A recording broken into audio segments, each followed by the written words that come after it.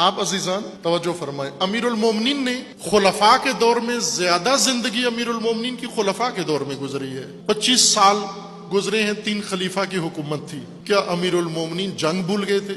کیا امیر المومنین کی ذوالفقار کھو گئی تھی؟ کیا امیر المومنین سے خدا نخواستہ شجاعت ختم ہو گئی تھی؟ کیا امیر المومنین، وہ امیر المومنین جو بعد میں 35 سال بعد جب جنگ لڑی صفین میں جا کر، تو لوگوں کو پھر ایک دفعہ خندق و احد و بدر کا میدان یاد آیا، جب علی بھرپور جوانی میں تھے، نوجوانی میں تھے، اس طرح سے جنگ لڑی۔ لیکن اس دوران جنگ صفین میں علی جنگجو نظر آتے ہیں، جنگ بدر میں علی جنگجو نظر آتے ہیں، جنگ احد میں علی جنگجو نظر آتے ہیں، جنگ خیبر میں علی جنگجو نظر آتے ہیں۔ لیکن 25 سال خلفاء کے دور میں ایسے لگتا ہے کہ اس ہستی کو جنگ آتی ہی نہیں ہے، ایسے لگتا ہے کہ سیاست بھی نہیں آتی۔ کیوں عزیزان؟ یہ اس لیے نہیں تھا کہ علی جنگ نہیں جانتے تھے، یہ اس لیے نہیں تھا کہ علی اپنا حق نہیں سمجھتے تھے، علی اپنا حق بھی سمجھتے تھے، علی جنگ بھی جانتے تھے، لیکن علی کو معلوم تھا میری جنگ کا میدان یہ نہیں ہے، میں نے اپنوں سے نہیں لڑنا ہے، میں نے رسول اللہ کے ساتھیوں سے نہیں لڑنا ہے۔ علی کو مانتے ہو نا آپ؟ علی کو مانتے ہو نا آپ؟ اگر خلفاء سے اختلاف کی بنیاد رکھ کر سب کچھ ختم کرنا ہوتا تو علی آغاز کر دیتے نا، وہیں پر علی آغاز کر دیتے وہاں پر۔ لیکن امیر المومنین نے یہ کام نہیں کیا، بلکہ جہاں خلفاء نے بلایا، ضرورت پڑی، وہاں پر حاضر ہو گئے۔ کس کو بچانے کے لیے؟ نہ اس شخصیت کو جو خلافت کے تخت پہ بیٹھا ہوا ہے، بلکہ میراث محمد کو بچانے کے لیے، اللہ کے دین کو بچانے کے لیے، قرآن کو بچانے کے لیے، امت کو بچانے کے لیے۔ یہ گمراہی ہے کہ مسلمانوں میں مسلکی دشمنی شروع کی جائے، شیعہ سنی کا دشمن، سنی شیعہ کا دشمن۔ یہ غلط ہے، یہ نہیں ہے، یہ شیعہ کی دشمنی بنتی ہی نہیں ہے، یہ نہیں بنتی۔ کیوں نہیں بنتی؟ اس لیے کہ علی اس دشمنی کو پسند نہیں کرتے، صرف اس لیے کہ انہوں نے یہ سٹانس لیا کہ سیدنا علی اگرچہ خلافت کے حقدار تھے بقول ان کے، لیکن چونکہ انہوں نے شیخین رضی اللہ عنہما وعلیہم السلام اور سیدنا عثمان یعنی خلفائے ثلاثہ کے ساتھ کمپرومائز کیا، ان کے خلاف تلوار نہیں اٹھائی، اور انہوں نے 25 سال تک ان کے ساتھ ہر معاملے میں ان کو سپورٹ کیا، لہٰذا ہمیں بھی آج کی ڈیٹ میں ان کے ساتھ کوئی اس قسم کا معاملہ نہیں رکھنا چاہیے۔ ہاں، جہاں مولا علی نے تلوار اٹھائی اہل صفین، اہل شام کے خلاف، ان کے ساتھ ہمارا اختلاف ہے، وہ مولا علی کا بھی تھا، ہمارا بھی ہے۔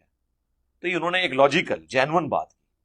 پھر انہوں نے بڑے سخت جملے بولے، انہوں نے کہا کہ کیا خلفائے ثلاثہ کے زمانے میں حضرت علی کی تلوار کو زنگ لگ گیا تھا؟ اس وقت تو حضرت علی زیادہ جوان تھے، نبی اسلام کی وفات کے وقت مولا علی کی عمر صرف 34 سال تھی، اس وقت تو انہوں نے تلوار نہیں اٹھائی، اور جا کے 60 سال کی عمر میں تلوار اٹھا لی جنگ صفین، نہروان اور جمل کے موقع پر۔ یہ اس بات کا ثبوت ہے کہ انہیں پتا تھا کہ میں نے کس سے لڑنا ہے اور کس سے نہیں لڑنا۔ حضرت علی کے بارے میں اللہ کے نبی نے فرمایا، من کنت مولاہ فعلی مولاہ، جس کا میں مولا ہوں علی اس کا مولا ہے۔ اور یہاں مولا سے مراد دوست نہیں ہے، یہ ہم دوست کا ترجمہ کرتے ہیں آقا، سردار، جس کا میں سردار ہوں علی اس کے سردار ہیں۔ یہ چند دن پہلے مجھے خیال آیا کہ ہمیں حضرت علی نہیں کہنا چاہیے، ہمیں مولا علی کہنا چاہیے، کہ میرے نبی ان کو ہمارا مولا بنا کے گئے ہیں۔ ہم سمجھتے ہیں صرف یہ شیعہ کہتے ہیں مولا علی، وہ صحیح کہتے ہیں۔ آپ سب کے 6 روپے میں حیرانی دیکھ رہا ہوں، حالانکہ میں آپ کو صحیح حدیث پیش کر رہا ہوں، من کنت مولاہ فعلی مولاہ، جس کا میں مولا ہوں علی اس کا مولا ہے۔ تو میں اب حضرت علی نہیں کہتا، میں کہتا ہوں مولا علی، کہ ان کا حق ہے۔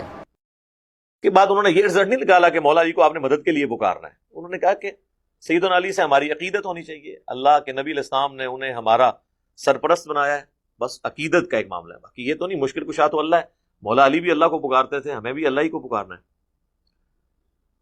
پھر بریلویوں میں مفتی حنیف قریشی صاحب، اب ظاہر ہے یہ ان کے بڑے مین بندے تھے، آپ کو پتا ہے کہ آج سے آلموسٹ 10-11 سال پہلے ان کا مناظرہ ہوا تھا توصیف الرحمان راشدی صاحب کے بڑے بھائی طالب الرحمان صاحب کے ساتھ پنڈی میں، وہاں سے کافی انہیں فیم ملا گستاخانہ عبارات کے اوپر۔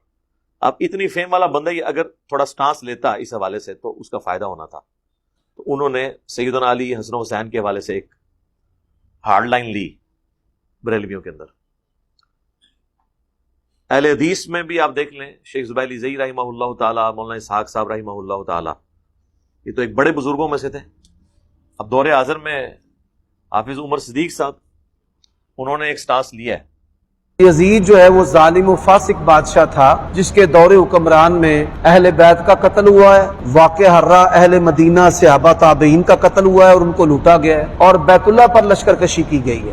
منکرین حدیث جتنے بھی ہیں وہ سب یزید کے حامی ہیں اور سیدنا حسین اور اہل بیت کے مخالف اور دشمن ہیں. آپ یہ دیکھیں کہ حافظ ابن حجر اور امام ذہبی اور ابن تیمیہ رحمہم اللہ یا دیگر افراد جو حدیث قسطنطنیہ کا مصداق یزید کو قرار دیتے ہیں، اس کے باوجود بھی وہ اس کو فاسق اور ظالم کہتے ہیں. اس کا پھر یہ مطلب واضح ہے کہ وہ اس حدیث کا معنی قطعی اس کو جنتی قرار دینا نہیں لیتے.